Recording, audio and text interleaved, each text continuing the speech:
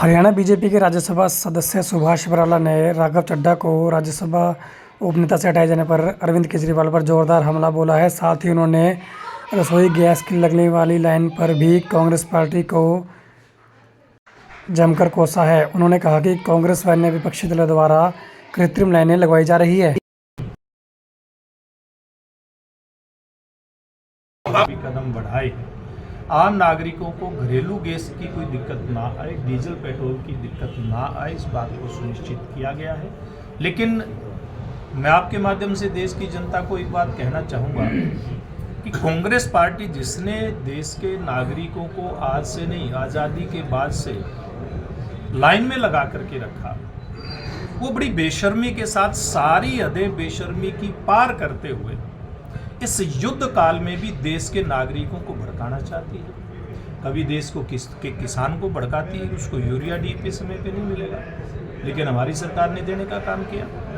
इसी प्रकार से अब कृत्रिम लाइनें लगवाने का काम कांग्रेस पार्टी और अन्य विपक्षी दल देश के कई स्थानों के ऊपर कर रहे हैं, चाहे वो गैस की लाइनें हो, चाहे डीजल पेट्रोल के लिए लाइनें हो। उसके क्या कहेंगे आप? देखिए, अब आम आदमी पार्टी के मुखिया कितने झूठे हैं और कितने दगाबाज हैं, देश की जनता पूरी तरह से समझ चुकी है। कैसे अन्ना हजारे के कंधों पर सवार होकर के उन्होंने भ्रष्टाचार के खिलाफ आंदोलन खड़ा करके और अपनी पार्टी का निर्माण किया। जब पार्टी बनाई जा रही थी, कहा जा रहा था कि हम राजनीति नहीं करेंगे, चुनाव की राजनीति का हिस्सा नहीं बनेंगे, हम केवल सामाजिक संगठन के नाते और विसल ब्लोअर के नाते काम करेंगे। वो वायदा उस महा झूठे आदमी ने तोड़ा।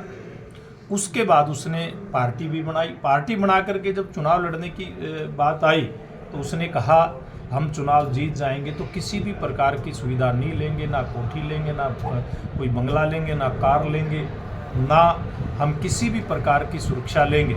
लेकिन एक एक करके ना केवल सारी चीज़ें ली उन्होंने गाड़ी भी ली, उन्होंने भारी भरकम सुरक्षा भी ली और उन्होंने सारी बेशर्मी की हदें पार करके, जो व्यक्ति कहता था कि मैं कोई सरकारी घर नहीं लेऊंगा, बंगला नहीं लेऊंगा, दिल्ली में मुख्यमंत्री रहते हुए करोड़ों रुपए की लागत से शीश महल बनवाया, जिसमें आप देख करके हैरान रह जाएंगे।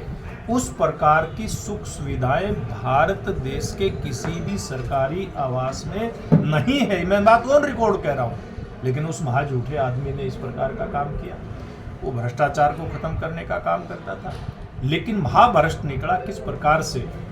कई तरह के घोटालों के अंदर उस आदमी का नाम जेल में लंबे समय तक रह करके आया और सुख सुविधाएं नहीं लेने की बात करता था। दिल्ली में हेलीकॉप्टर नहीं था, लेकिन आज क्या करता है, देश के किसी भी कोने में जाता है तो एक किस्म से पायलट के रूप में ही मैं कहना चाहूँगा, एक ड्राइवर के रूप में सम्मानित एक प्रदेश के मुख्यमंत्री हैं भगवंत सिंह मान, उनका दुरुपयोग करना है, उनके जहाज को लेकर के पूरे देश के अंदर घूमता है। तो इस प्रकार का बेशर्मी और ढिठाई से जिस व्यक्ति ने काम किया है, उस व्यक्ति के साथ कोई भी उस पार्टी का नेता कार्यकर्ता खड़ा रहने के लिए तैयार नहीं है। कितने लोग उसको छोड़ करके चले गए। एक अकेला राघव चड्ढा नहीं है। अब एच.एस. फुल्का 2 दिन पहले 3 दिन पहले भारतीय जनता पार्टी में शामिल हुए। बहुत वरिष्ठ नेता, लोकसभा का चुनाव उन्होंने लड़ा, पंजाब से विधायक वो रहे, विपक्ष के नेता पंजाब के अंदर वो रहे, वरिष्ठ अधिवक्ता जिसने 84 के सिख दंगों के जो पीड़ित थे उनका केस लड़ करके उनको न्याय दिलाया। इस प्रकार के एच.एस. फुल्का जैसे लोग जो गुमराह होकर के इनके साथ चले गए थे, वो आज इनका साथ छोड़ करके बाहर आ गए। स्वाति मालीवाल, उसकी किस प्रकार से पिटाई करने का काम इन लोगों ने अपने उसी शीश महल में बुला करके किया था, वो इनका साथ एक किस्म से छोड़ने के लिए तैयार बैठी है। कितने ही लोगों की मैं बात करूं, इनकी पार्टी में आज कहीं कोई इनके नेतृत्व यानी कि केजरीवाल के प्रति कोई विश्वास नहीं। इनके झूठ का जो घड़ा और पाप का जो घड़ा भरा हुआ था, वो अब लगभग फूटने के लिए तैयार है।